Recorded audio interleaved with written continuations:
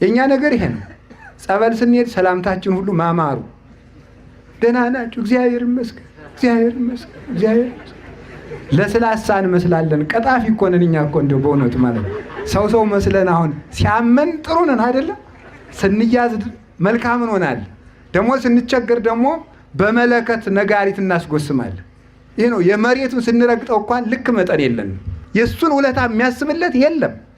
ክርስቶስን አስቀምጠን እንጣላለን፣ እንባላለን። እማናደርገው ኃጢአት የለም። እማናደርገው እግዚአብሔር ማደሪያ አቶ ከኛ እስኪለይ ድረስ እንበድላለን። ማደሪያ እስኪያጣ ድረስ። አፄ ቴዎድሮስ ደብረ ታቦር መድኃኔዓለምን ያሰሩት እሳቸው ናቸው። እና ሲያሰሩ ድንጋይ ህዝቡ ያመጣል። ሲያመጣ እሳቸው ቁጭ ብለው ድንጋይ ያስመጣሉ። ሲያስመጡ አንዱ ገበሬ ድንጋይ ተሸክሞ ያመጣል። ኋላ ሲያመጣ እሳቸው በዚህ ችሎት ገጥሟቸው ሲያዩ ሰውየውን አላየዋሉ። ተሸክሞ መጥቶ አላየው ሲሉ ዙሮ ተሸክሞ ዞት ሄደ። ተመልሶ ዞት መጣ። ደግሞ ይዞት ሄደ። ሶስተኛ እዞ ሲመጣ ለካ አይተውታል። የጎሪጥ አንተ ጣለው ዝም ብለህ መድኃኔዓለም አይተዋል አሉት። በስመ አብ ወወልድ ወመንፈስ ቅዱስ አሃዱ አምላክ። በባህሪው ሞት በመንግስቱ ሽረት የሌለበት ቅድመ ዓለም የነበረ ዓለምን በካህሊነቱ የፈጠረ ይህንን ዓለም በቸርነቱ የሚመግብ ስጋን ለብሶ ይህንን ዓለም ያዳነ ዓለምን አሳልፎ የሚኖር የአባቶቻችን አምላክ ቅዱስ እግዚአብሔር በሀብት ስቦ በረድኤት አቅርቦ በዚህ ቅዱስ ቦታ ሳይገባን ስለሰበሰበን ስለ ቸርነቱ ሁሉ ስሙ የተመሰገነ ይሁን። አምላክን የወለደች እናታችን ቅድስት ድንግል ማርያም ወላዲተ አምላክ ቅዱስ መስቀሉም ቅዱሳን ነቢያትና ሐዋርያት፣ መላእክት፣ ሰማዕታት፣ ደናግል፣ መነኮሳት ሁሉ ቅዱሳን በረከታቸው ይደርብን። የኔታ ወላዲ አእላፍ መላከ ምሕረት ጥበቡ በረከታቸው ይደርብን። ክቡር አባታችን ክቡር ሊቀ ሊቃውንት ዕዝራ ሐዲስ በጎንደር መንበረ መንግስት መድኃኔዓለም የአራቱ መጻሕፍተ ጉባኤያት ምስክር መምህርና የደብሩ አስተዳዳሪ፣ የተከበሩ አባታችን ሊቀ ስዩማን ቀሲስ ምህረት የደቡብ ጎንደር ሀገረ ስብከት ዋና ስራ አስኪያጅ፣ የተከበሩ በየኔታ ጥበቡ የተተኩት መላከ ምሕረት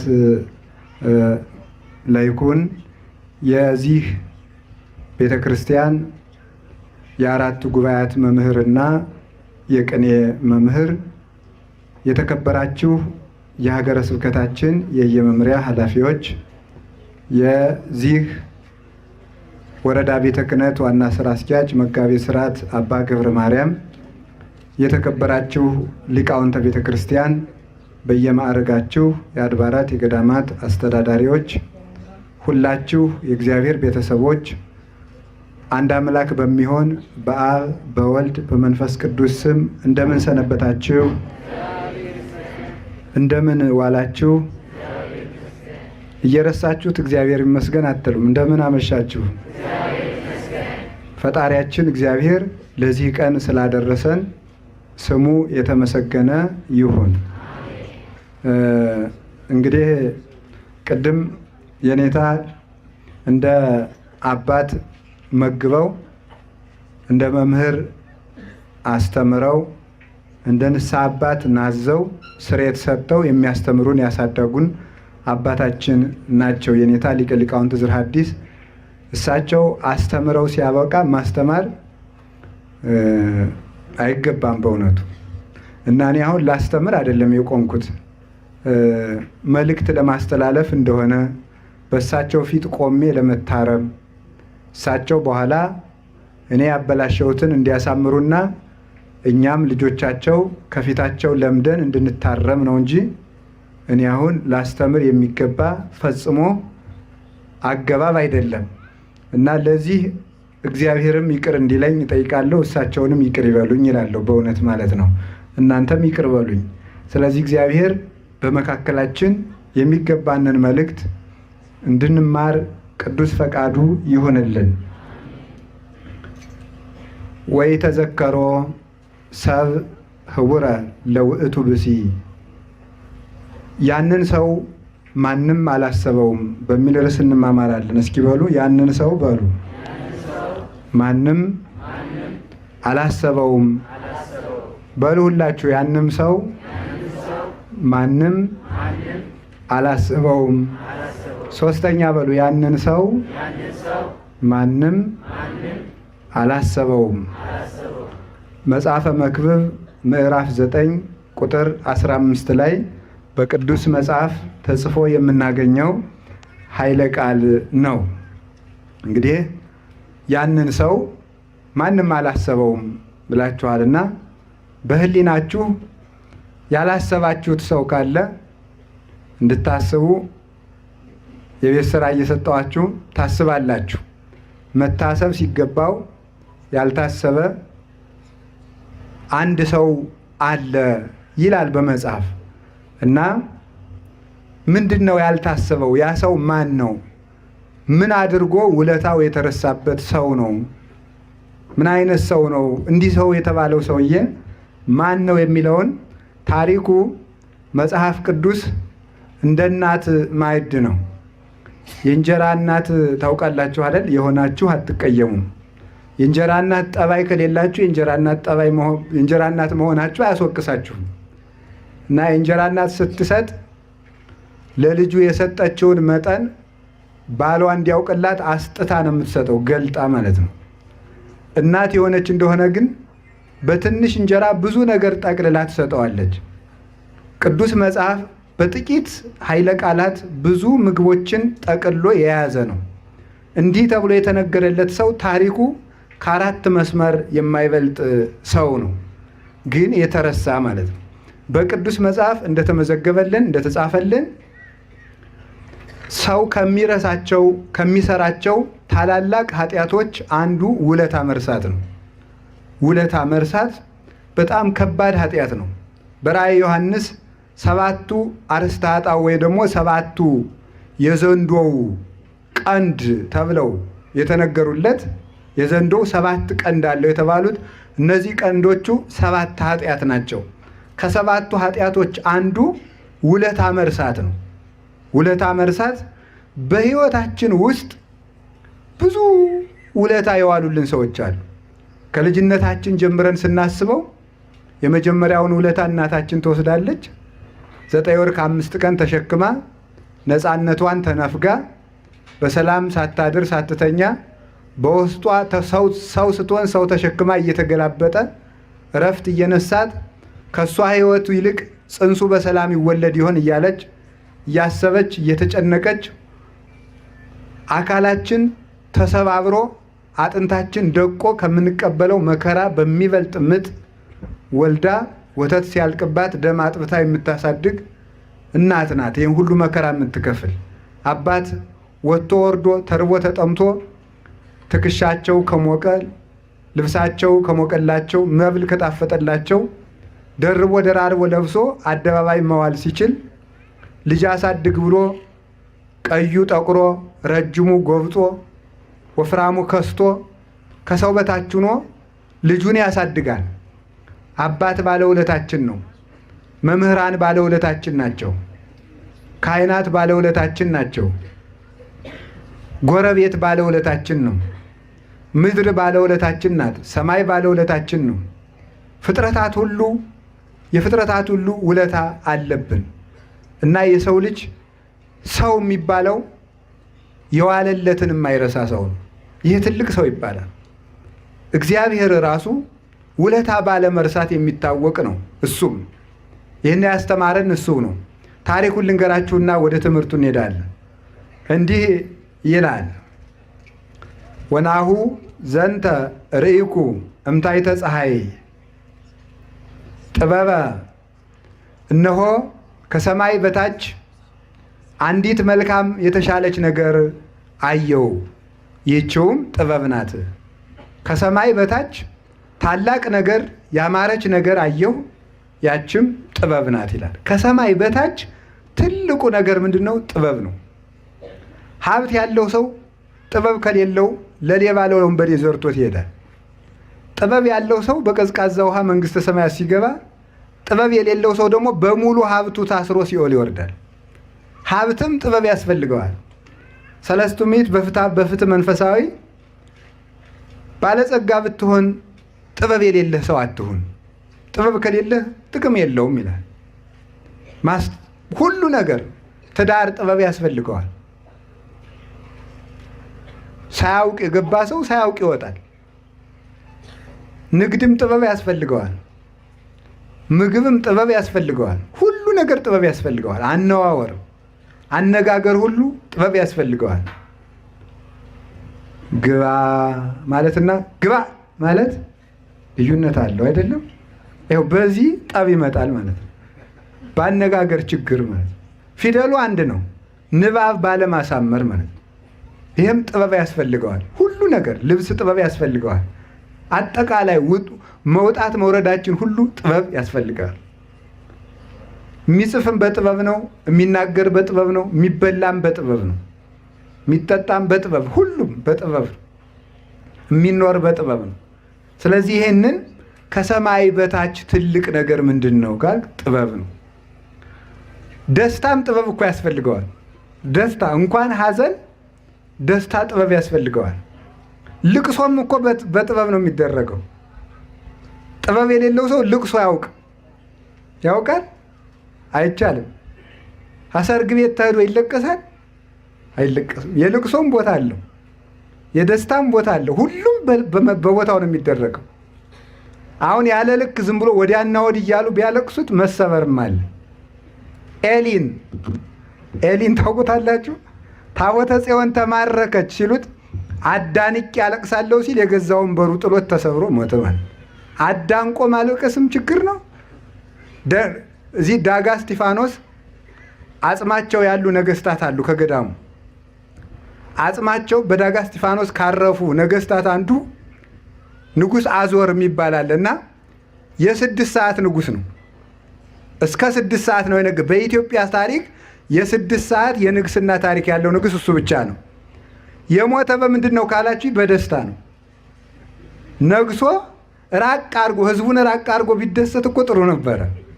ሰው ሁሉ እንኳን ደስ ያለ እያለ መጥቶ ሲሰፍርበት ትንፋሽ አጥሮት ሞተ። ይህ ችግሩ ነው። ይሄ ራሱ ማለት ነው። ደስታም በጥበብ ነው፣ ሐዘንም በጥበብ ነው። ሁሉም ነገር ማለት እና ይሄ ነው እኮ በጥበብ ከተለቀሰ የንጉሥ ልጅ ሲሞት የሚለቀስና ንጉሥ ሲሞት የሚለቀሰው ልቅሶ ልዩነት አለው አሉ። ሰው ሲያለቅስ ንጉሥ ሲሞት የሚለቀሰው ምን ተደርጎ ነው? ከበድ ተደርጎ ነው? ቀለል ተደርጎ ይመስላችኋል? የንጉሥ ልጅ ሲሞት የሚለቀሰው ሰውና ንጉሥ ሲሞት የሚለቀሰው ልዩነት አለ። በቃ ለእናንተ ሰጥቻችኋለሁ። ሁሉም በጥበብ ነው። ከቃሉ ጋር ናችሁ? አዎ፣ ሁሉም ነገር እኮ በጥበብ ነው። በብልሃት በፈሊጥ ፈሊጥ የሌለው ሰው ፈጽሞ ቢሰጡት ወሮሮ መጣል ብቻ ነው። አያምርበትም። ሁሉም ነገር አይጠጋውም፣ ይይዘዋል እንጂ ማለት ነው። እና ጥበብ ያስፈልጋል። እና ከሰማይ በታች ጥበብን መልካም ነገር ሁና አየዋት። ባቲ ኃያላን ይነግሱ ባቲ ይጽሕፉ ጽድቀ ጠቢባን ይጽሕፉ ጽድቀ። ጥበበኞች በጥበብ ጥበብን ይጽፋሉ፣ ነገስታት በጥበብ ይነግሳሉ። ሁሉም ነገር እድሜም ጥበብ ያስፈልገዋል። ካልተጠቀሙበት እድሜ ቢሰጥ ጥቅም የለውም፣ አዙሮ ይጥላል እንጂ። እንዲያውም ለክፉ ሰው ጥበብ ከሌለው መቆየቱ ፍዳ ያስጨምርበታል እንጂ ጥቅም የለው። መቆየቱ ቀን ባደረ ቁጥር፣ ሌት ባደረ ቁጥር፣ ቀን በዋለ ቁጥር በክፋት ላይ ክፋትን እየጨመረ ሳይመለስ በመቅረቱ እግዚአብሔር በሱ ላይ ፍዳ ከመጨመር በቀር ከመቆየቱ የሚጠቀመው ሰው ስለሌለ ያለ ጥበብ የያዙት እድሜም ጥቅም የለው። ሁሉም ጥበብ ነው። ከሰማይ በታች አንድ መልካም ነገር አየው፣ እሱም ጥበብ ነው ይላል ሰሎሞን። በኋላ ምን ያህል ተመልከቱ። አባይ ይእቲ በሀቤ ንስቲት ሀገር ወለይ ነብሩ ውስቴታ ህዳጣን።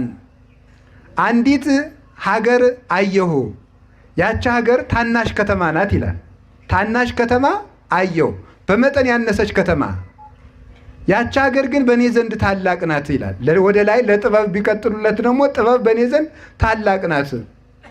አንዲት ታላቅ ሀገር ታናሽ ሀገር አየሁ። አንዲት ታናሽ ሀገር፣ ያች ሀገር ግን በእኔ ዘንድ ታላቅ ናት። በውስጧ የሚኖሩ ሰዎችም ቁጥራቸው ጥቂት ነው። በውስጧ የሚኖሩ ሰዎች ዋመ መጻ ላይሊሃ ንጉሥ አብይ ወአገታ፣ ታላቅ ንጉሥ ብዙ ሰራዊት ያለው ሰው ንጉሥ መጥቶ ያችን ሀገር ከበባት ይላል። ከበባት፣ ያችን ሀገር አስጨንቆ አስጠብቦ ሰራዊት አብዝቶ ያችን ሀገር አስጨንቆ ያዛል። ከተማይቱ ታናሽ ናት፣ ህዝቧም ጥቂቶች ናቸው። ግን ከህዝቧ የሚበዛ ሰራዊት ያለው በመንግስቱ የገነነ ንጉሥ መጥቶ ያችን ሀገር ከበባት። ወየሐንጽ ላዕሌሃ ጥቅመ አብየ፣ ያ ንጉሥም በእሷ ላይ ቅጥር ቀጠረባት፣ ታላቅ ሕንፃን አነጸ ማለት ብዝሃ ሰራዊት አበዛባት፣ ኃያላኑን አሰለፈባት ይላል። ምን ይደረጋል? አሁን የሐሙሲት ህዝብ አሁን ስንት ይሆናል? ስንት ይሆናል? እስኪ ቁጥሩን ገምቱ። አሉ ከንቲባው 30,000። ከንቲባው ነዎት? ምክትል ነው? ነዋሪ? ደህና ነው። ስንት ነው? ስንት ነው? 30,000 ቢሆን ነው ተብሏል። የሐሙሲት ከተማ ህዝብ 30,000 ነው። 30 ሚሊዮን ወይም 300,000 ሰራዊት መጥቶ ሐሙሲትን ቢከባት ምን ታደርጋላችሁ? እስቲ ንገሩ። ምንድን ነው የምታደርጉት? ያው መሯሯጥ ነው አይደለም? አሁን በቀን የፎከረ በስልክ የፎከረ በኢንተርኔት የፎከረ ጊዜ የጭንቅ ቀን አይገኝም። ስልኩን አጠፋፍቶ አይግባኙን ነው አይደለም? እንደዚያ ነው የሚያደርግ እኮ ሰው ማለት የአፍ ጀግና ነው። ብዙ ሰው አይተነዋል። ብዙውን ሰው እኮ ይፎክርና ኋላ እልም አይድረስ እኮ ነው። እናት ኃጢአት ነው የሚመስል ክፉ ሰው ኃጢአት። እነ የኔታ ተርጉመው እንዳስተማሩን ኃጢአት ክፋቷ ምንድን ነው? ሰውን ታሲዝና እሷ አትገኝም። እንዲሁ እኮ በጣም ግሩም እኮ ናት እኮ። ሰውን በፍዳ አሲዛ ከአምላክ በግር አቁማ በሳት እየቀቀለች ኃጢአት ተገኝታ አትገረፍም። ክፉ ሰውና ኃጢአት አያይዘው እነሱ አይገኙም። ችግሩ ይሄ ነው እንግዲህ ማለት ነው። አያይዘው እነሱ የጭንቁ ቀን የሰልፉ ቀን የሉ መሀል ነገር ላይ ጥለው ይጠፋሉ። አሁን እንዲህ ያለ ጭንቅ ቢመጣ ምን ይደረጋል? ግን እንዲህ ያለ ችግር የገጠማት አንዲት ሀገር ነበረች። ያ ንጉሥም እንግዲህ ይህችን ሀገር እንደ ጢስ አተናታለሁ፣ እንደ ትቢያ አበናታለሁ፣ እንደ ዘር በትናታለሁ ብሎ ሲመጣ ወረከበ በውስቴታ ብእሴ ጠቢበ ወነዳዬ፣ በውስጧ ጥበብ የተሞላበት አንድ ድሃ ሰው አገኘ ይላል። አንድ ድሃ ሰው አገኘ። እንግዲህ ሀገሪቱ ታናሽ፣ ህዝቧ ጥቂት፣ ንጉሱ ኃያል፣ ሰራዊቱ ብዙ። ያ ድሃ ያችን ሀገር የሚያድናት ሲጠፋ አንድ ድሃ ሰው ተገኘ። ያ ድሃ ግን ጥበብ የተሞላበት ሰው ነበረ ይላል። ጥበብ የተሞላ ግን ድሃ ነው። ወውእቱ ያድህን ሀገረ በጥበቡ፣ እርሱ በጥበቡ ብዛት ያ ድሃ ሰው ያችን ሀገር ከመከራ አዳናት። ሰራዊቱን አሳፍሮ መለሰ። ድሃ ነው፣ ሰልፍ አይችልም፣ ብዙ ሰራዊትም የለውም፣ ገንዘብም የለውም፣ ኃይልም የለውም። ግን በጥበበኛነቱ ያችን ሀገር ከመዓት ከጦርነት አዳናት። ሰውየው ግን ድሃ ነው፣ ግን ጥበበኛ ነው። ሀገሪቱ ጦርነቱ ከበረደ በኋላ የጠላቶቻቸው ሰራዊት ካለቁ በኋላ ኃያሉ ንጉሥ አፍሮ ከተመለሰ በኋላ ኢተዘከሮ ለውእቱ ብእሲ ሰብ ህቡረ ለውእቱ ብእሲ፣ ያንን ሰው ግን ዘወር ብሎ ያየው ሰው የለም። ሁሉ ዘፈኑን ይዘፍናል የተዋጋ መስሎ። መክሮ ያዳናትን በጥበቡ ያዳናትን ያንን ሰው አንድ ሰው እንኳን ሳያስበው ቀረ። እንደነዚህ ሰዎች ከመሆን እግዚአብሔር ይሰውረን። በጨነቀን ጊዜ በጠበበን ጊዜ ከሞት አፋፍ ያወጣንን ሰው ከመርሳት በላይ ምን ነውር አለ በእውነቱ ማለት ነው።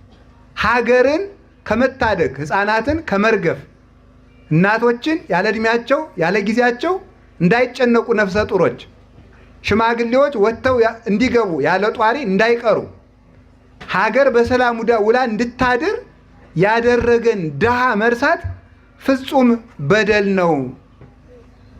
ወአንሰ እብየ ትሄይስ ጥበብ እምኃይል እንተ ትትሜነን፣ እኔ ግን ከኃያል ሰው ይልቅ ከጉልበተኛ ሰው ብርታት ይልቅ ጥበብ ትሻላለች እላለሁ፣ በሌሎች በትዕቢተኞች የተናቀች ጥበብ መልካም ናት ብዬ እናገራለሁ ይላል ሰሎሞን።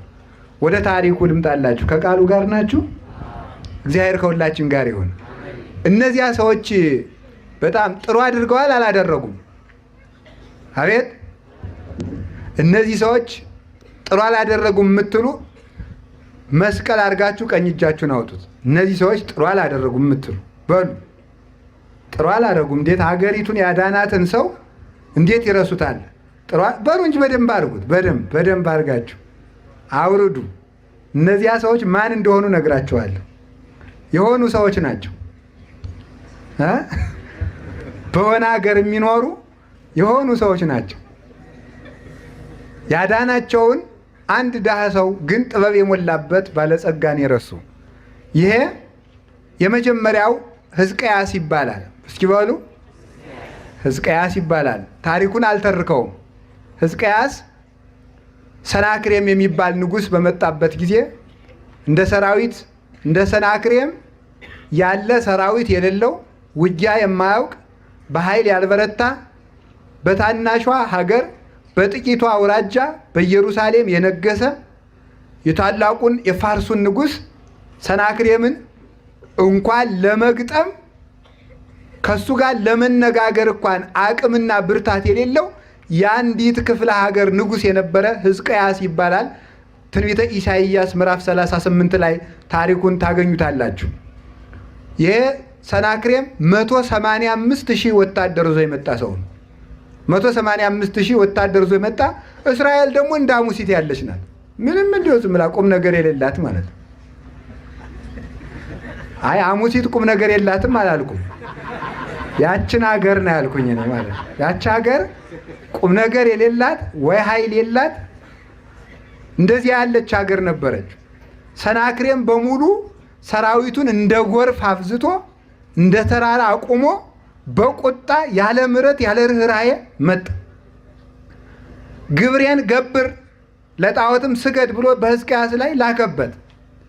እዚያ በኋላ የወርቅ ወንበር አሰርቶ ይህንን ልኬልሃለሁ፣ ወደፊት እገብራለሁ፣ ይህንን ይዘህ ተመለስ ብሎ መልእክት ላከበት። የ7 ዓመት ግብሬን አግባ፣ ይሄ 1 ዓመትም አይሞላም አለው። አይ እንግዲህ ወዲያስ የለኝም አለው። ገጠሙ። መጣ ሰናክሬም እየደነፋ ማለት ነው። ሀገሪቱ እንዳትድን ሰራዊት የላት፣ ጉልበት የላቸው፣ አቅም የላቸው። አንድ ምስኪን ማን ተገኘ? ንጉሳቸው ያው ሕዝቅያስ ነው። ሕዝቅያስ ገብቶ ነቢዩ ኢሳይያስን አማከረው። እንዲህ ያለ ነገር ሆኖብኛል አለው። እንዲህ ያለ ነገር ሆኖብኛልና እንዲያው ምን ላድርግ አለው። ከታቦተ ጽዮን ገብተህ አልቅስ፣ እግዚአብሔር ኃይል ይልክልሃል አለው። ገብቶ እግዚአብሔር ኃይል አለኝ ሲሉት ካለህማ ሲደክምህ እመጣለሁ ብሎ ጥሎ ይሄዳል። የለኝም ሲሉት ግን እግዚአብሔር በኃይል ይረዳል። ኃይል የለኝም ሲል ሕዝቅያስ እግዚአብሔር ገብቶ ረዳው። በማን? በነቢዩ በኢሳይያስ ረዳውና በአንድ ቀን ሕዝቅያስ ሰራዊት ሳያደራጅ የጦር መኮንኖች ሳይበረቱ ሰልፉ ሳይሞቅ ራሱ ቅዱስ ሚካኤል የብርሃን ሰይፉን ጋት ያህል መዞ ለሰናክሬም ወታደሮች ቢያሳያቸው 185,000 የሰናክሬም ወታደር ደም ጎርሶ ወድቆ አደረ። ቆይ ሰዓት እንዳያልቅ እንደዚህ አድርጎ ያን ሁሉ አርግፎት አደረ። እግዚአብሔር ኃያል ነው።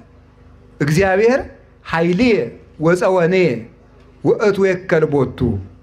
እግዚአብሔር ብዋጋ ጉልበቴ ነው፣ ጋሻዬ ነው፣ ብሮጥ መሸሸጊያ ነው። በአምላኬ የተአደው አለ አረፍት ይላል ቅዱስ ዳዊት። በአምላኬ በእግዚአብሔር ኃይል ቸርነት ቅጥሩን ዘልየው እሄዳለሁ ብሎ ይናገራል። የማይቻል ነገር ነው። አሁን አንድ ሰው በአምላኬ የተአደው አለ አረፍት። አሁን ግድግዳና ጣራ ዘሎ ማለፍ ለሰው ልጅ አይቻልም። እግዚአብሔር ካለ ይቻላል።